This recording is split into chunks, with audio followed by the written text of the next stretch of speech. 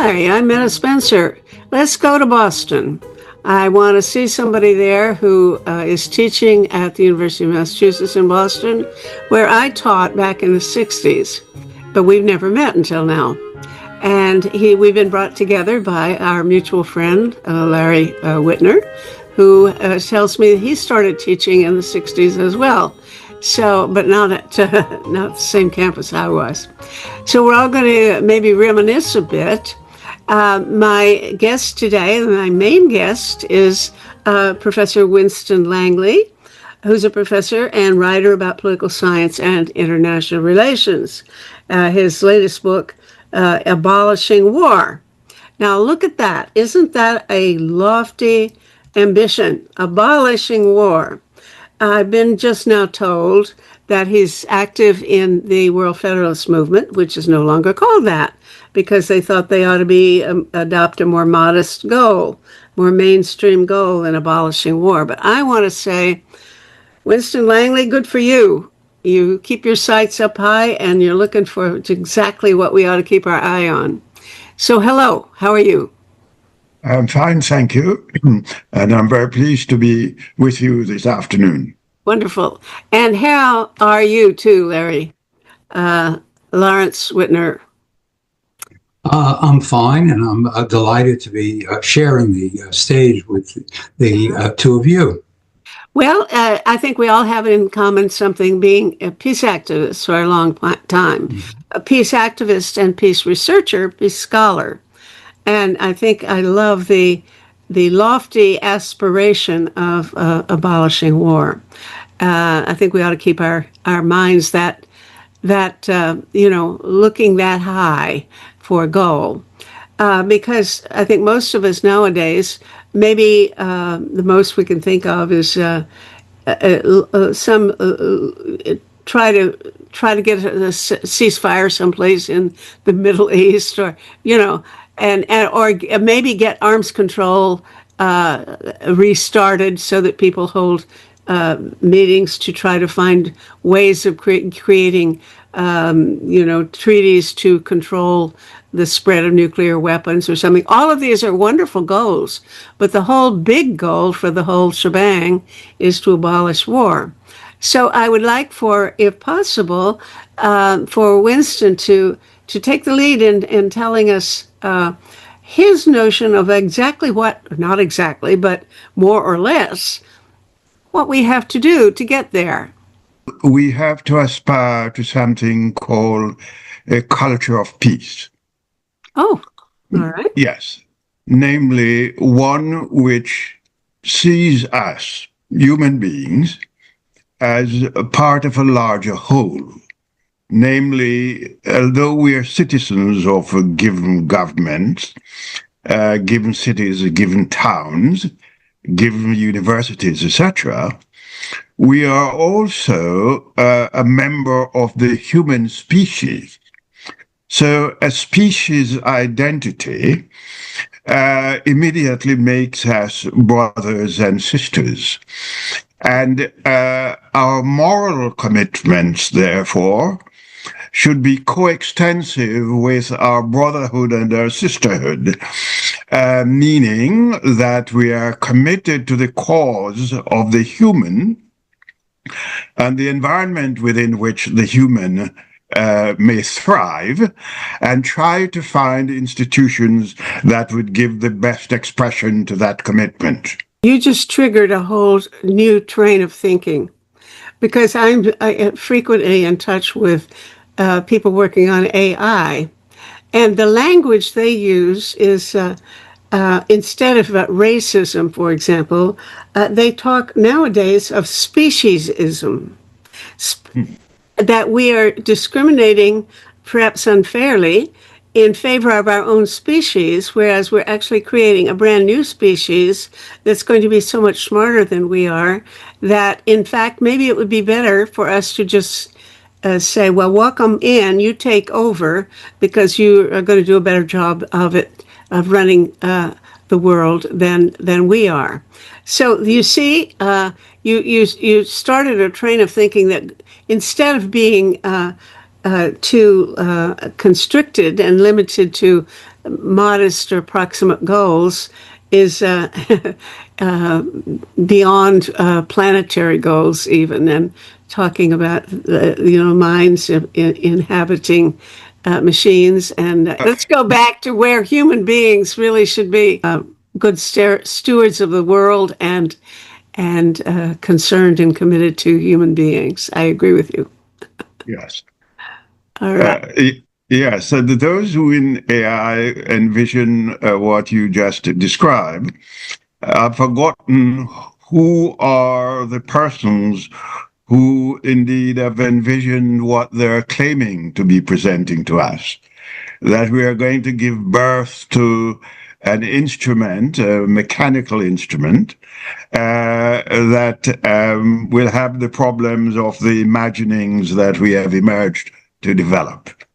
Mm-hmm. Yes. Well, we are giving birth to it right now. It's Yes. My AI is much smarter than I am already. I go to it for all kinds of help.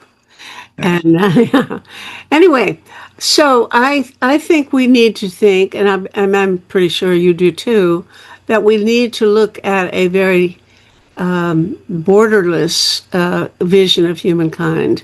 If we're all brothers and sisters, we're at the moment inhabiting quite different states.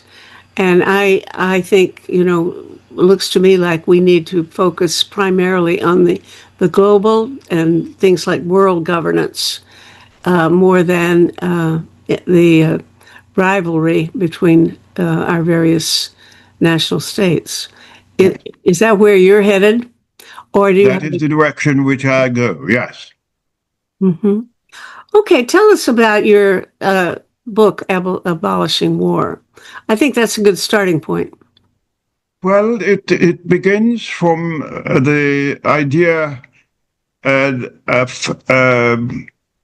the UN Charter that sought to save succeeding generations of human beings from the calamity of war, and suggesting that such could take place if one were to establish conditions under which commitments to social justice and obligations under international law could be properly honored. And that the social and economic difficulties that human beings have ought to be commonly addressed rather than be seen as the problem of a single city or a single country, and that one of the bases for doing so is to promote human rights and the broader freedoms, as they are called. Mm-hmm. And that if we were to so indulge, we could find it rather easy to resolve our differences by peaceful means. Indeed, as early as 1928, under the Kellogg-Briand Pact, the commitment to the renunciation of war as an instrument of policy was engaged in and used as a basis to deal with the Nazis of Germany. It suggested that whatever the conflict that an individual or a group may face, and whatever its source, ought to be resolved by peaceful means. Yeah. Question is in the details, I'm afraid. That's very, very much so, and I'm quite ready to move into some of those details. Mm-hmm. It is to find a governance mechanism for the world that would provide the means by which groups that are inclined to use violence to resolve difficulties may be contained and effectively so. Yes. I have always heard about the Kellogg-Briand Pact, or Yes. whatever, and I've of course heard about the League of Nations, which I guess what I have never thought of is how they were connected. Was there any relationship between the development of the League of Nations and that Kellogg-Briand? Yes, the League of Nations came into being after World War One, 1919, 1920 to be exact, and those who negotiated the Kellogg-Briand Pact were doing so in the spirit of the League of Nations, and almost all members of the League of Nations ultimately signed that instrument, namely the Kellogg-Briand Pact, and it became part of what then was understood as treaty law. Now it's part of customary international law, and indeed has been refined into areas of the International Criminal Court's principles, as it were. So it is with us today. It has moved in our direction. Okay, so it is not exactly something that died, it just evolved. I had assumed that it was a historical document that, somehow just vanished eventually, or was replaced by other things. But it makes what you're saying indicates that maybe it has been part of a longer process. Very much so. Very much so. And there are many different areas of law, of international law in this fashion. For example, the 1907 Hague Treaty seeks to deal with issues we face currently. Members of our government speak of not giving quarters, do not leave anybody alive, as it were. It's a war crime, which is incorporated in 1977 as part of the Geneva Accords. That happens to be with us now through the International Criminal Court again. So these principles evolve over time to indicate our continuing commitments despite the violations which may have occurred over the years. Well, okay, excuse my thinking this, but our principles keep evolving and in a good direction, but our enforcement mechanisms are going backward, if anything. I would say there's less intention on the part of national leaders to enforce international law than there was, 30 or 40 years ago, by far. Would you agree? And would Larry agree? I fully agree, and I'll let Larry speak for himself. But I've read things from Larry, which I know agrees with you. Yes. Yes, there are rogue nations today, as there were during the 1930s, that are seeking to break out of this evolution of international law and collective security, and unfortunately, they're ripping up the agreements of the past. But ideas don't necessarily die, and furthermore, the very destruction they may cause at present may result in the world turning to more determined action to constrain these assaults on the international community, assaults on international law, and to enforce international law better. Now, let me just add one thing. When we talk about international law, it is a series of laws passed on the international level, but it's more than just that. It's also a customary behavior, traditions, agreements that have not been written into law. So international law evolves over time, not just with the formal legal agreements, but also with the behavior of nations. And so while it's better, in my view, and to many people, to actually write it into a legal document, it's not all written into a legal document. Part of it is the development of international norms. And hopefully we can restore these international norms and even at times write them into more detailed international law and enforcement of that law. Oh, you are such a dreamer. Honestly, I wish I could be as optimistic as your rhetoric.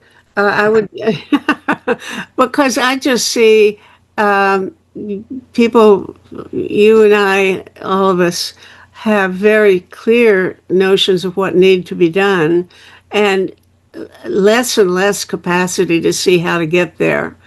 And it looks to me like we're in the ditch, and there's an even deeper part of the ditch somehow coming up. So I guess my question is, how do we move this thing?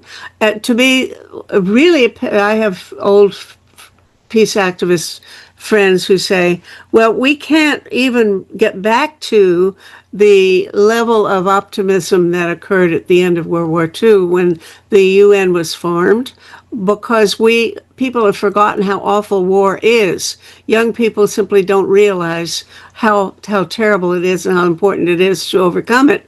And therefore, we've got to have another war. Maybe a good nuclear war will scare people into deciding, yeah, we better try again and try harder this time. I'm sure none of us want to think that way, but there is an argument that has a certain cogency to it. Winston, give us some help. We got to get out of this ditch. Well, there are some very specific recommendations in the book, Abolishing War. For example, there is the suggestion that we remember that there's an Article 109, Section 3, that allows us to amend the UN Charter, and in order to deal with the weaknesses that may have been uncovered over the years. Indeed, in 1945, we only got a majority support for the UN because those who had reservations about the use of the veto got a commitment that the charter would be revised within 10 years of its coming into being. I didn't know that. Really? Yes. Namely 1955, yes. Except when 1955 came and the full expressions of the Cold War began to manifest themselves, it was deemed then to be perhaps inadvisable to pursue the revision at that time. And excuses have been used to postpone that effort. But here is something a little more encouraging. The Article 109, Section 3 said that if it goes beyond 10 years and revisions are not had, then the proposal for revisions might be effected by a simple majority vote in the General Assembly. Holy smoke. You don't even have to have a 2/3 vote there, and to call a conference for such purposes. The book is saying one of the alternatives we have is exactly this. Oh my goodness, why don't I know that? I have never heard that, and I've been in this business a while. My goodness. Well, Larry, did you know this? Yes, yes. I'm But sure. I've been teaching international history for years. Ah, wow. Well, Now, frankly, I didn't even know that there was a clause saying that it has to be done within 10 years, much less that if you don't do it at a certain time, won't even have to have two-thirds majority. Okay, so what do we do to get there? Do you have a registration form at hand? I'm ready to go. No, it's not. It is not that easy, but because I propose also that we ought to be concerned not only about whatever reforms we might want to make under Article 109, Section 3, but if we were to gain what we desire through that process, how do we sustain it?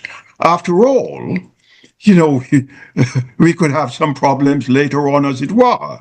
So it's the idea of the culture of peace, and that the reforms be made somewhat part of a popular worldwide movement on nonviolence.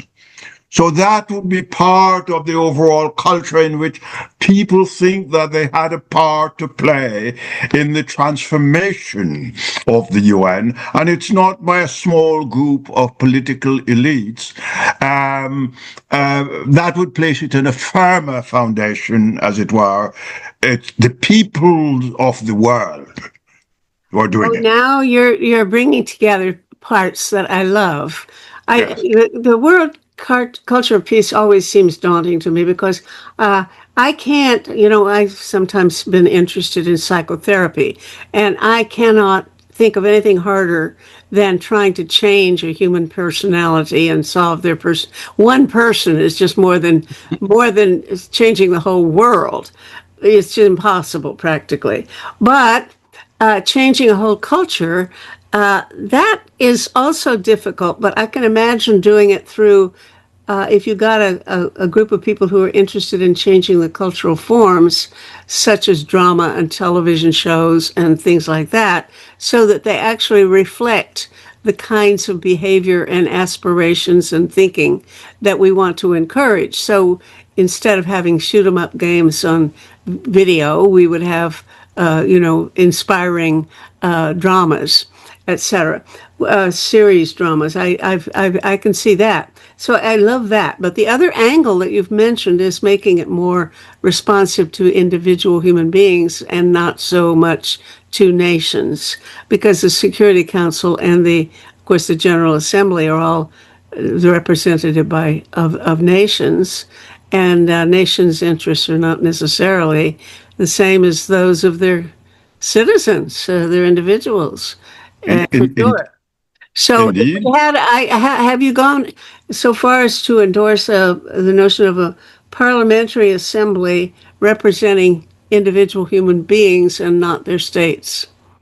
Yes, it is included in the proposals, and consistent with what you've just suggested, there is also a proposal to transform the work of UNESCO to include the establishment of a number of world universities through which a number of things could occur. We don't have simply the universities that are really expressions of nationalism, as it were, but focuses on the culture of the world at large, and to develop a commitment to human beings in general.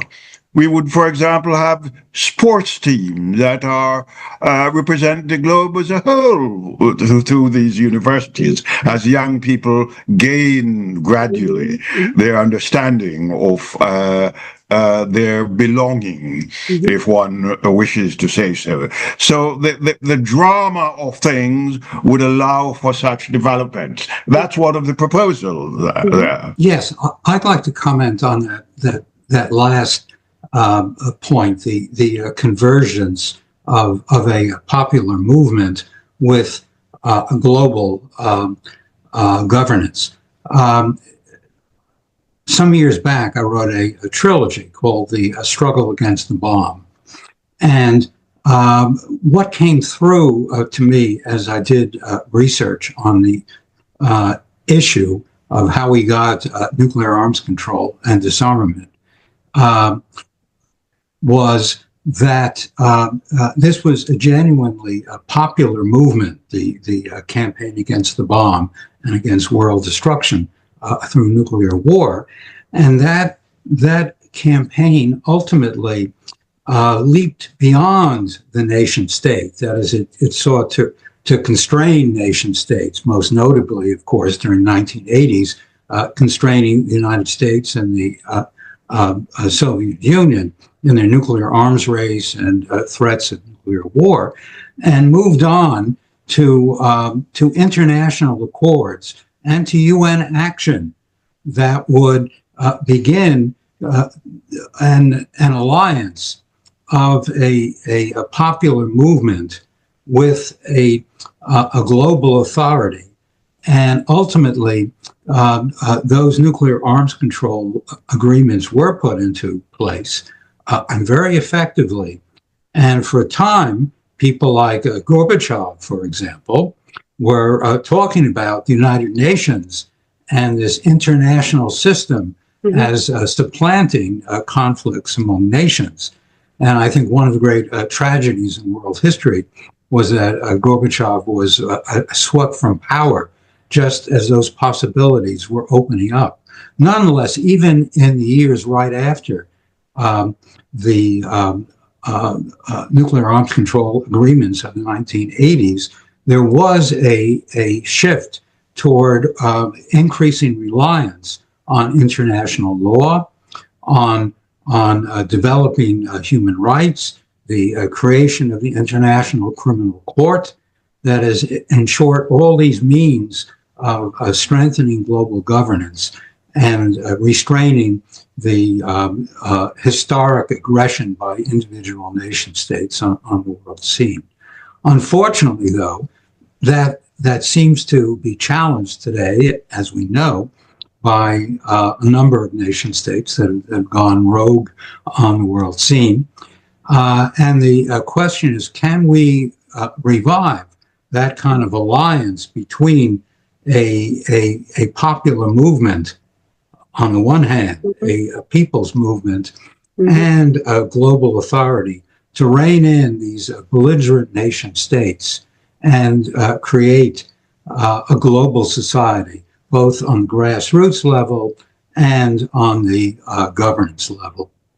I love the idea, but the glitch is that the populist movement is the people's movement right now. The people's movement would not be going in favor of more globalism, but more nationalism, I'm afraid.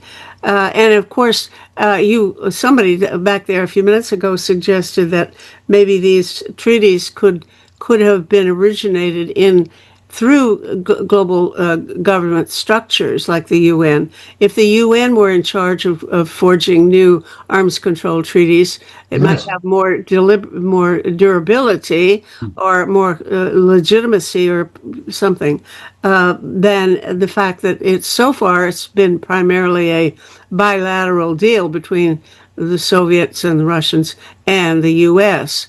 Now, could I just add that beyond those earlier treaties, a culmination of this popular alliance with the United Nations was a treaty on the prohibition of nuclear weapons, which emerged in the 21st century and was not agreed to by the major powers, by the nuclear powers. They opposed it ferociously. But the popular movement against nuclear war and nuclear weapons was strong enough.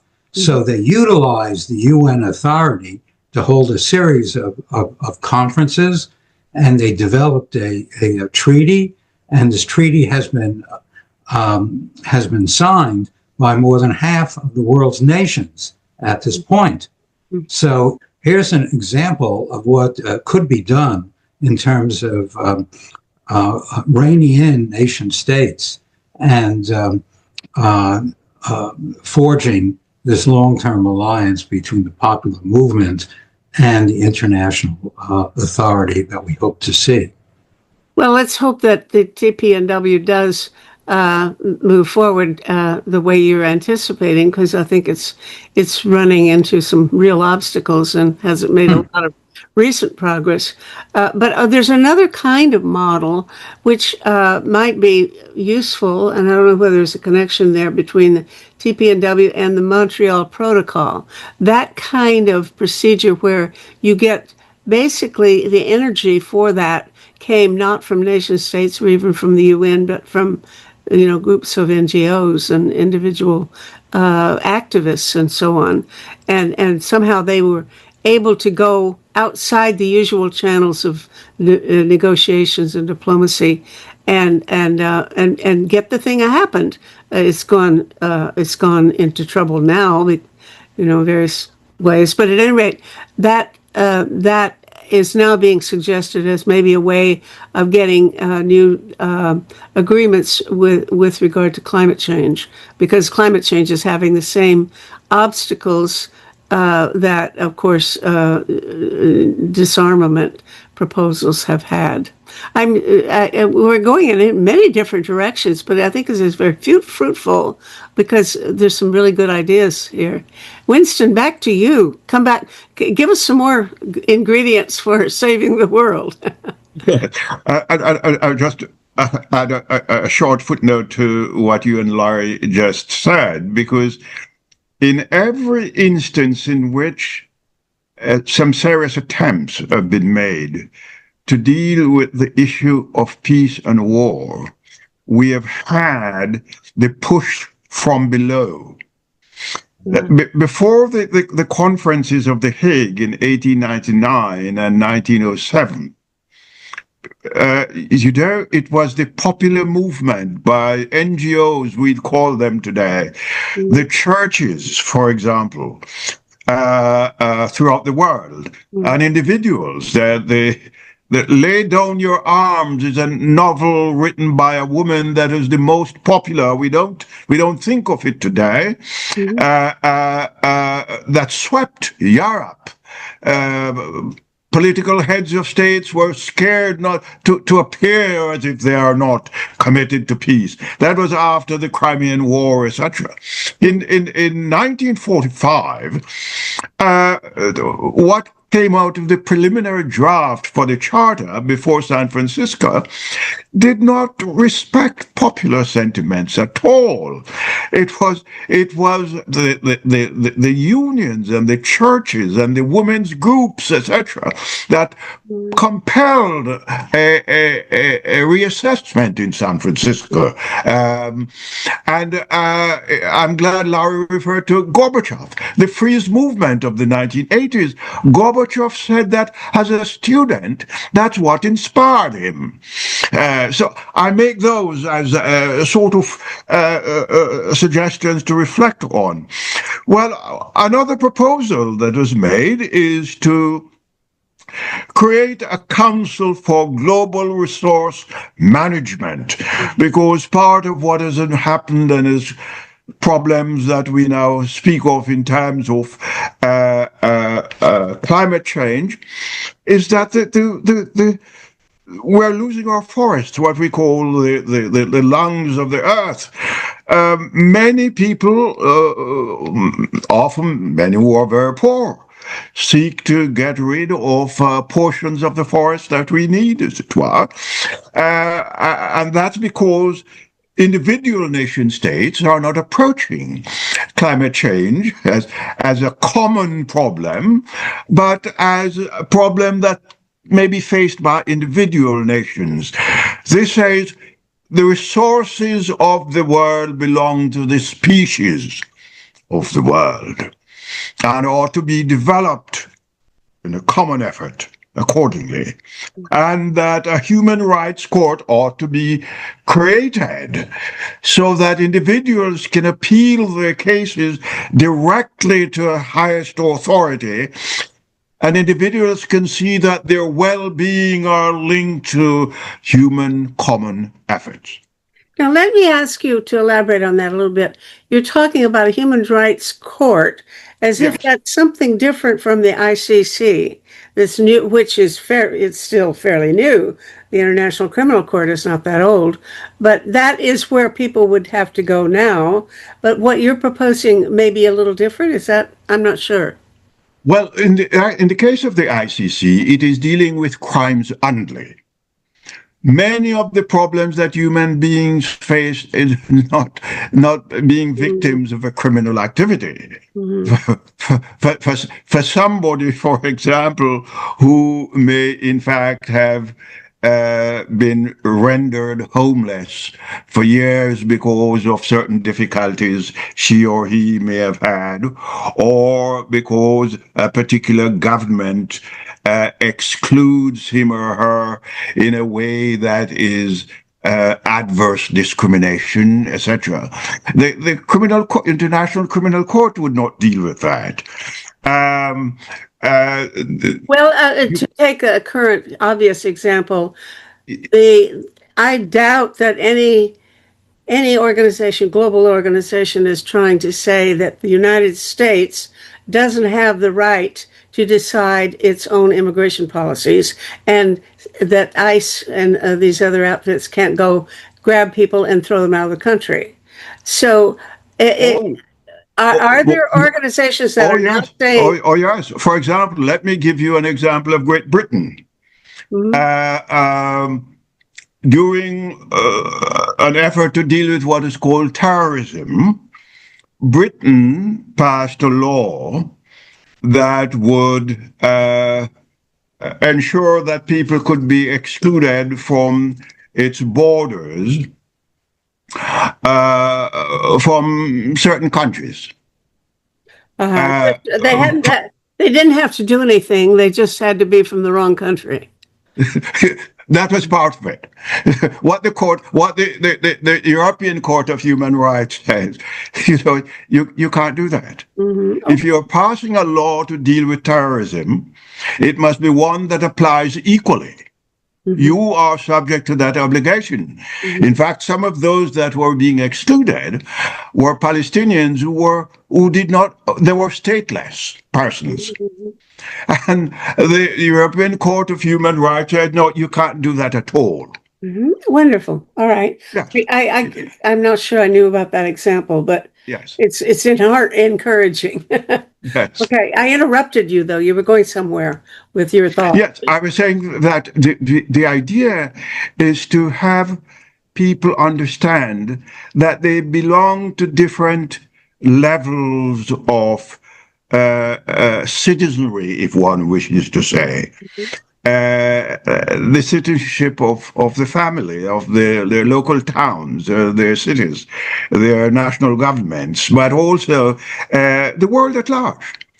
And there are different institutions that could respond to their concerns, as it were. The Human Rights Court would be one of those, and that could respond directly. That also allows for a gradual sense of belonging to this larger global community. Okay. Yes. Yeah. Who's promoting that now? Anybody? Well, certainly, one can say Citizens for a Global Solution happens to be one of those that happens to be advancing that cause. As Larry pointed out to me, it reminded me, it's the successor in the U.S. to the World Federalists. Yes. Okay. Yeah. Yes. And the Federalist movement within India and Western Europe is doing some of the same things.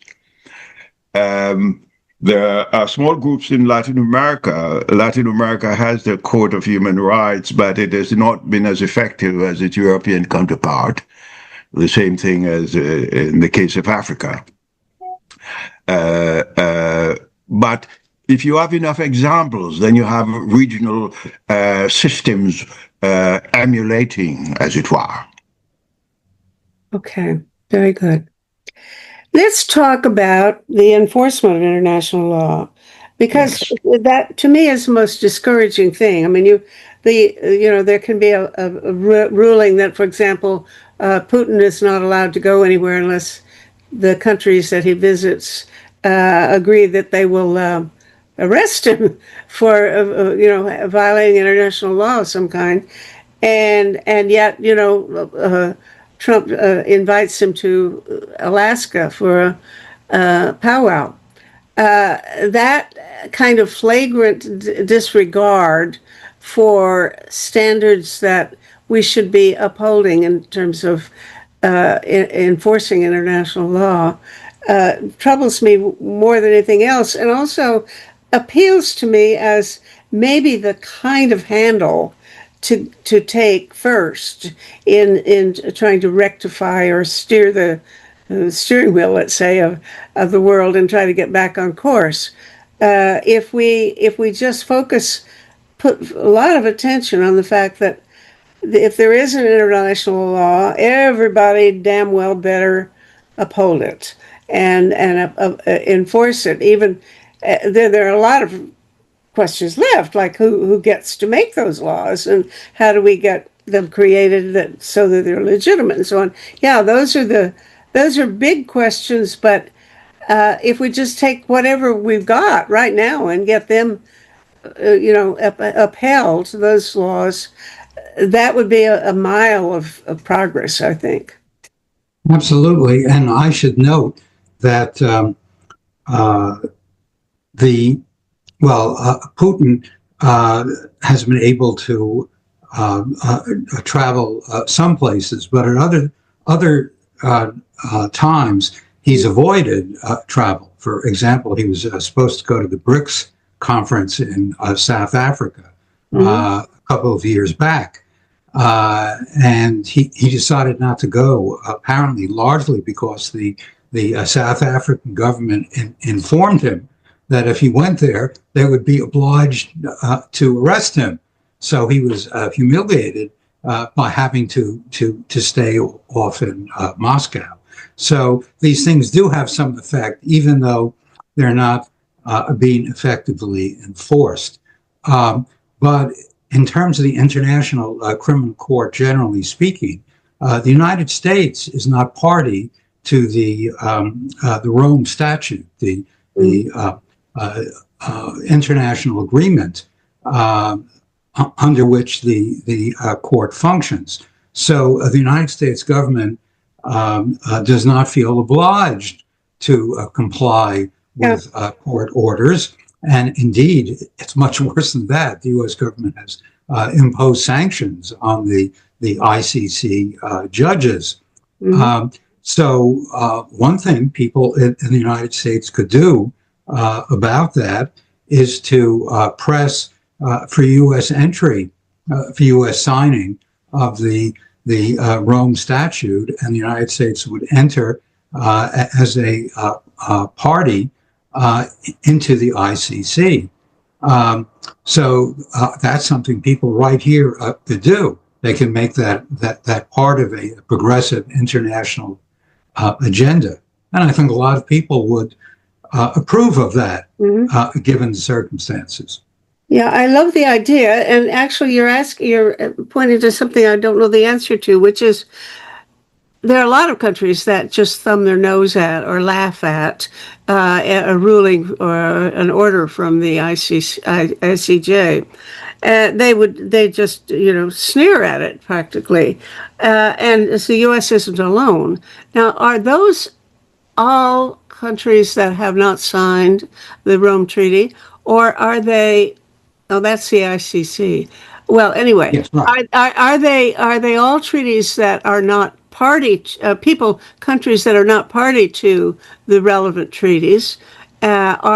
or they would, if they signed, would they really have more pressure on them to comply with the law, with the rulings of the ICJ or the ICC, either one?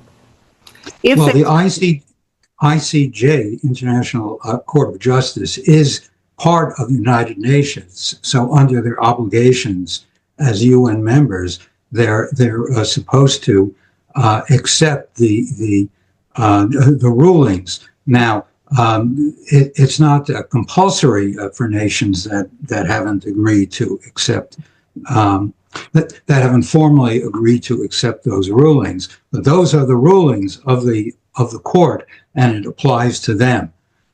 In terms of the ICC, yes, I think that becoming parties to the treaty would put additional pressure on nations to comply with the ICC rulings.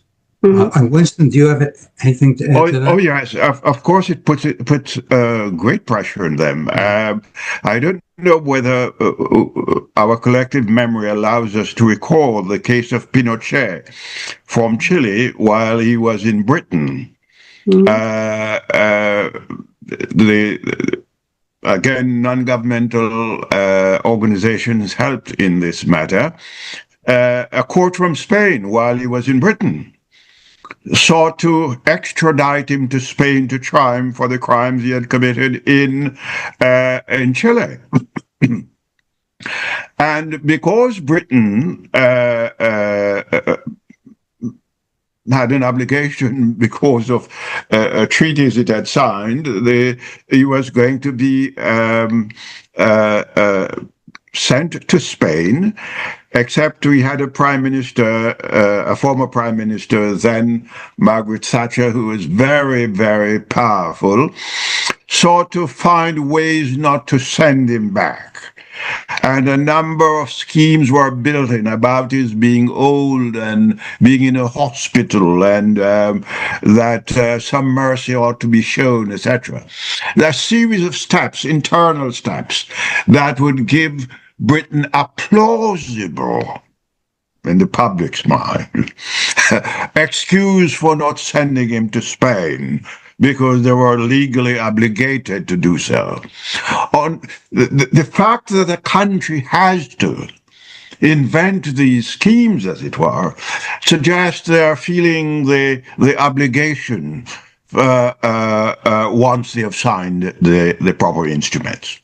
well, there needs to be, from my point of view, some other mechanism that's a little less subject to personal whims or Margaret Thatcher's predilections. But I don't know what they would be, because I think we need new mechanisms. But I need to have your thoughts about it, because I wouldn't know where to go. Let's say, for example, when Russia invaded or tried to attack Kyiv, this not 2014, but more the 2018. Was it 28? No, 2022. 2022, sorry. The ICJ said basically, we need time to make a real decision, but in the meantime, you stop it. Don't you move another inch forward. And of course, that had about as much effect on Putin as, you and I have today. Just no impact whatever. Now, the question is, at that point, I think probably, I don't know what it would be now, but most of the world did think that he was not right in moving this aggression. And probably if they'd had a vote, the rest of the world, all the nations would have said, stop it, do what the ICJ tells you to do. And then, of course, Putin would have, again, just totally ignored that. And would get away with it, because just he did get away with it, and nobody could do anything about it. Now, we don't have a world police force. If somebody is breaking into my apartment and I call the police, they're going to come and they're going to arrest the guy. But there's nobody who's going to go arrest Putin in Russia. And I'm not sure I want any organization that can actually go arrest Putin in Russia. Some days I would like that, and other days I think, well, I can see some, downsides to that kind of situation, having a world police force that could do such a thing, because I think it would be much too powerful an instrument and whoever got control of it would be a very dangerous person. So I don't know what to do, but more could be done, I would think, through sanctions at the UN. If somehow the General Assembly said every country must put immediate sanctions on, let's say, Putin if he ignores the ICJ order, and say that if they don't change, you have 2 weeks in which to get rid of this guy and replace him with a leader who's going to obey the law. And if you don't, then we will do the following extreme measures of global sanctions against you. Something like that would change Putin's motivation, I would think, and Russians' motivations. And I don't think it would be as scary to many of us as the idea of having a global police force that might get dangerous for other reasons. What do you think? Article 41 of the UN Charter provides for exactly that. A body of sanctions, namely a use of a disconnecting from the violating state almost entirely, total isolation, by post, by telegraph, by every conceivable means you can think of, by land, air, sea, etc. They would be cut off from the rest of the world entirely. Now, that has never been used. No. But it's possible. It is one step before the application of coercive force, military coercive force. So you would give the country a period of time. Their citizens would be appropriately notified, this is what is coming. Okay. And how long, it doesn't already specify how long in advance they're notified. It does it, or I'm saying no, it doesn't specify at all. Immediate, like you've got 2 weeks or something like that to change your government and make sure you have one that's going to meet our demands. Because if you leave it an open-ended thing, I think there's a lot of doubt about how much people would trust that every other country is actually going to enforce the law. Is that? I didn't know about. You're informing me. I'm sorry that I'm so have not for many years looked at any of these UN Charter documents, and I'm ashamed because that's there, and I didn't know it, and I didn't know the other things that you taught me. But why doesn't it work? It doesn't work because of the fact that what is called a member of the P5. If you're a member of the P5, the permanent 5, you have a veto even when you are a violator of the law. But the GA doesn't. The GA doesn't. Well, the GA does not have the authority to do what Article 41 suggests, unless, there's always an unless, there's something called a Uniting for Peace resolution. I've heard. That says that if there were if the Security Council was unable to act because of the use of the veto, then the General Assembly, under that emergency, may in fact act. That would be the basis in which Article 41 could be invoked by the General Assembly. But the Security Council is always held up, unable to act because of somebody's veto or the probability of a veto. Yes, yes. So this should have happened already. I think it should. It requires the type of leadership of the UN at the level of the Secretariat, I think, of a Amajod-like leader.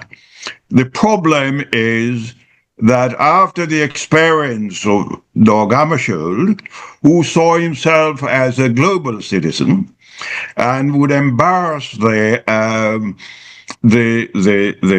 P5 members, they have set about ensuring that the person who leads the Secretariat is relatively weak.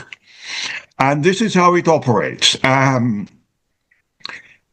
And I'm saying this because the suggested reform, I hope it can be understood in this context. A Secretary General can run for 2 terms. And usually when one is serving the first term, one is thinking of a second term. And as they begin to think about a second term, they become less and less effective because they know that they will need to have the support of the Security Council to be elected for a second term. So one of the proposals here is to create a single term of 7 years, not 2 terms of 5 years, etc., and remove the influence of the Security Council in that matter. Also, that during the deliberations for the selection of the Secretary General, it be made open, not a sort of secret conclave, if you wish. Those are some of the proposals that are made to help. Mm. Yes. Okay. If I could just add something here. There are ways, and Winston and I differ on this somewhat. There are some ways to weaken the veto power of the permanent members. One is through Article 27 of the UN Charter, which says that a party to a dispute may not vote on that dispute. So in the case of the Russian invasion, for example, of Ukraine, Russia should not have voted. Now, why did it vote and veto the resolution from the Security Council?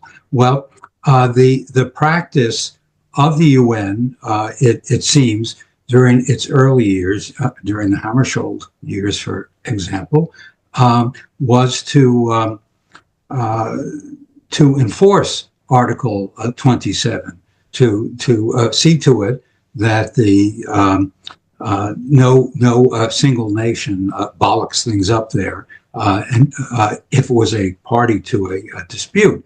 But since then, it hasn't been that provision, Article 27, hasn't been enforced, and so the P5 were let off the hook. Now, it's always possible that the Chinese could have vetoed it for their friends, the Russians, or somebody else might have done it.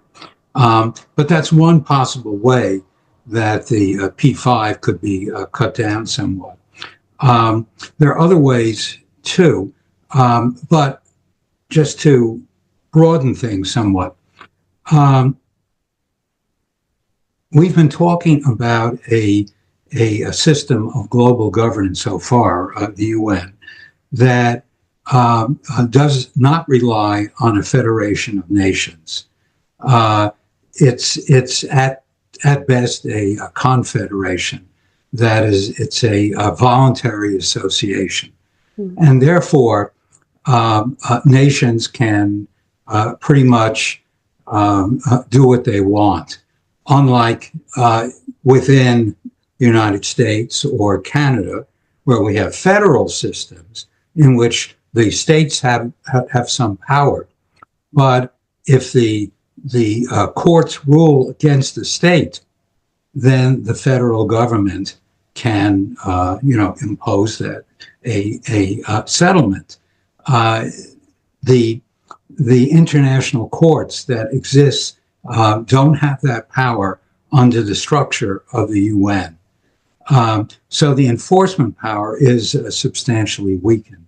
If we move toward a federation of nations comparable to the federation in Canada of states or provinces, or the United States of states, then the federal government, in this case the international government, would have the power to simply move in and arrest Putin and throw him in jail. And if the state, and of course, as part of that,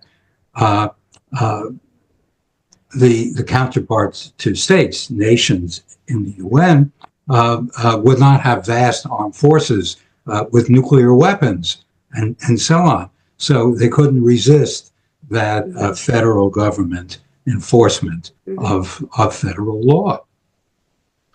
Wonderful. Well, I'll vote for what you suggested and what Winston has suggested, and I hope you have come up with even more winners there, because our time is up, and I've learned so much from you guys.